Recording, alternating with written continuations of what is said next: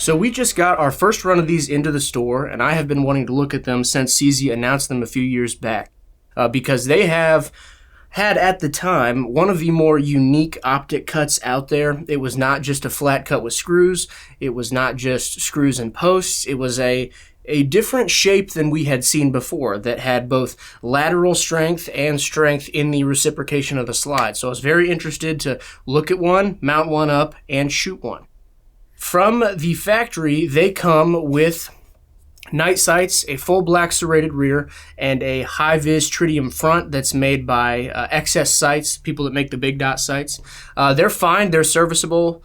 They're very good sights. I just prefer yellow. So if you like orange front sights, then this comes kitted out from the factory, ready for you. 4-inch barrel, 15 round capacity, and 9mm. A lot of people have done reviews on the CZ P10C at this point, so I don't want to spend too much time going over the features. This one comes with everything that the normal P10 does, except for this has night sights. Comes with 2 additional back straps, 3 if you count the one that's in the gun, 2 15-round magazines. The triggers, same great P10 trigger that we've all gotten used to. Very short reset, very clean break. One of my favorite things about the P10 is why not give it a good trigger from the factory, right? Now, a lot of people call the P10C the Glock 19 killer. I don't know if I necessarily agree with that. That's the problem with being the industry standard like the 19 has been, or was if you want to factor in those micro compact pistols like the 365 and even the 43X and 48. Everyone is trying to dethrone the Glock 19 for that perfect size. You can carry it, you can shoot it at the range, you can shoot it for competition. It could be a service or a duty weapon if you wanted it to be that, all depending on what attachments you add. This fits into that bill. It is just the right size. It's just big enough. You can still tuck it in your waistband and conceal it. If you got a little bit wider shoulders, or if it's winter, absolutely you have an overgarment or something like that. Not difficult to conceal one of these at all, in spite of being absolutely a full-size feeling pistol. A good grip. I like the P10C a little bit better than the 19 in the grip area. The grip angle, a little bit more natural. I've been shooting a Glock 19 since I was about 9, so I shoot Glocks really well, and I like Glocks, but it's hard to argue with the mechanics of how your wrists work. It feels a little bit better having it straight on like a fist as opposed to canting yourself way forward and straining the muscles on the top of your wrist and your forearm. This has that more natural grip angle. I don't want to call it a 1911 grip angle because of the rounded backstrap here. That palm swell really fits well into the palm of your hand. Despite being about the same length as a 19, just the shape of this and the way that the grip is pieced together, it feels better to me. On a 19 with no magwell, I find myself, my pinky just almost falling off the cliff on the bottom of that grip. Not so with the P10C. Fits right there, and in spite of being right on the bottom line, I don't feel like I'm going to slip off. Could be because of the very aggressive dot texturing that comes from the factory. Honestly, it's a little bit too aggressive for me just on my pinky. Call me a baby if you want. But I do like the texture. You can't argue with the fact that it sticks it in your hand. Very easy to control and recoil. That 4-inch barrel length is one of my favorites because it shoots very point of aim for me. Put the sights on target and that's where the bullet goes. I don't find myself having to aim high or low very often or adjust. It just seems to shoot naturally, at least for me. Now let's move on to what I'm excited about, the Optic cut. If you take this plate off, and just to talk about the plate for a second, it is a very nice optics plate. It's the same material as the slide, it's finished the same as the slide, and it has those same serrations that ramp up off of the side of your slide and onto the plate itself. Hard to get that nice look anyway but a factory optic cut. Because sure, a lot of people make a lot of nice optic plates, but they always end up looking like a different piece. They make them out of carbon fiber or G10 or aluminum or whatever you want. It's not the same as getting an actual plate from the factory that's meant to be on that gun. You just get that clean look overall. You take that plate off and you find the optic cut that I mentioned. It has what some people have been calling a cruciform shape, that kind of cross that you can see on the top. What that does is it meets with the plate that you put to put whatever optic you want. This is a multi-optic system, so you get different plates, you can put different optics on it. If you get that plate, the plate meets with that cruciform and once again gives it both lateral strength and strength during the reciprocation of the slide. Not that posts don't. Everyone's going to be saying, oh, the RMR cut's perfect, it's great. Okay, fine. But there's no reason it can't be done better or improved, or at least be done differently. Those posts are very narrow, and they do not have the same strength under force as a hard ledge that has a lot of length to it. You are never, ever, ever, ever, ever going to shear off all of this cruciform that's milled into the slide and the plate. I don't know that anyone could ever do it. Maybe if you smacked that optic with a hammer, you'd be able to get one side, but still, there is the other four sides of that cruciform shape to keep the optic at least on the gun so you don't lose it. You can break those posts, and you can definitely break screws. So, I love that. It sits very deep in the slide. I did not take measurements as to how deep, but definitely deeper than an MOS cut.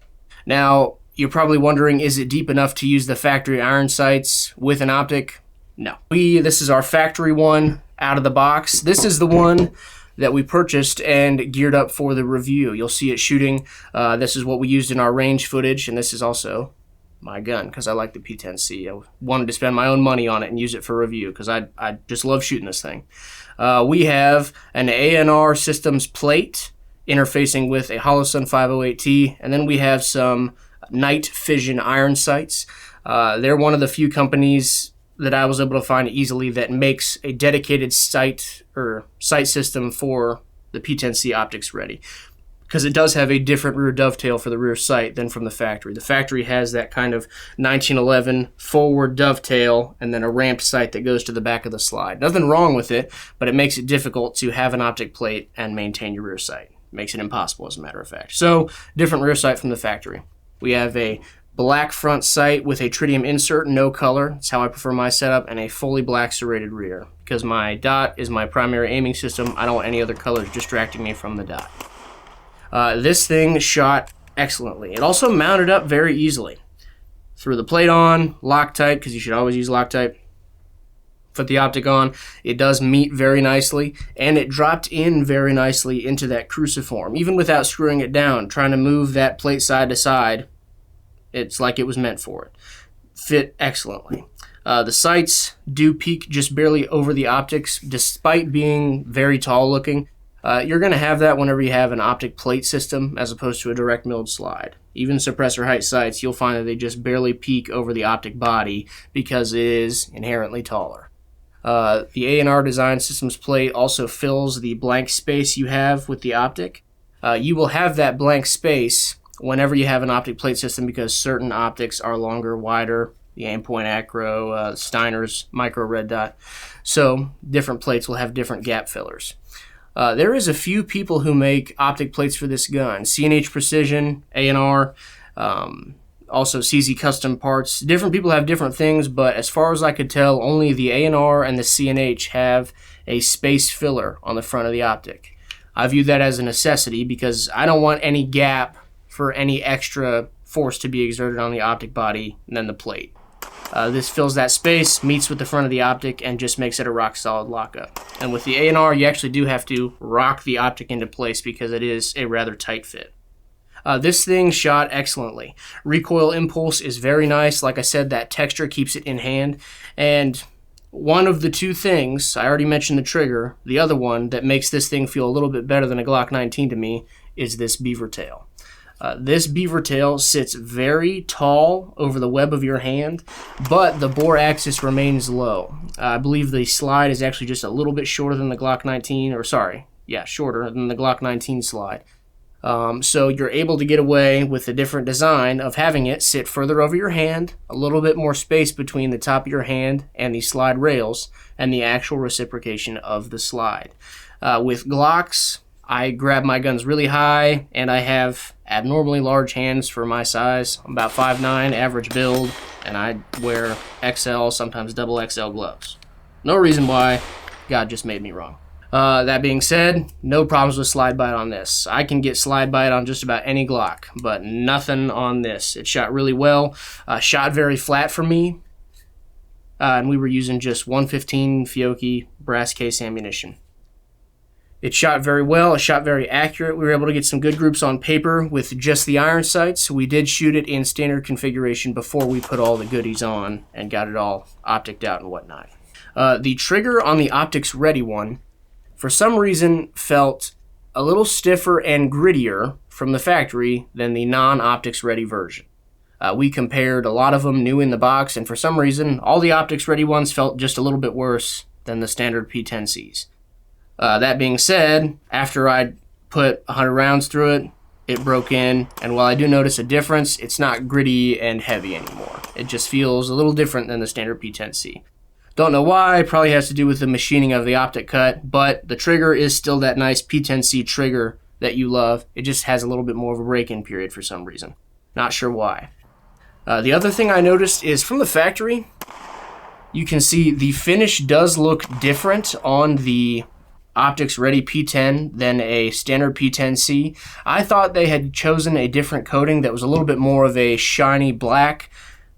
Turns out I'm just dumb, and that was the oil that had gotten into the surface of the metal. Once we shot it, that color kind of cooked off, and it returned to that matte gray color that we've seen on all the other P10 slides for years and years and years now. In summary, this is an awesome gun and an awesome optics cut. If you're going to go not a direct milled slide and you want something that verges the line between a Glock 19 and a Glock 17, feels a little bigger in hand than a 19 but isn't, you want a very shootable pistol, one you could carry on duty, one you could use as a service weapon, put on your kit, or one you could CCW if you just like a bigger gun or you're a bigger person, the CZ P10C Optics Ready is a great option for you.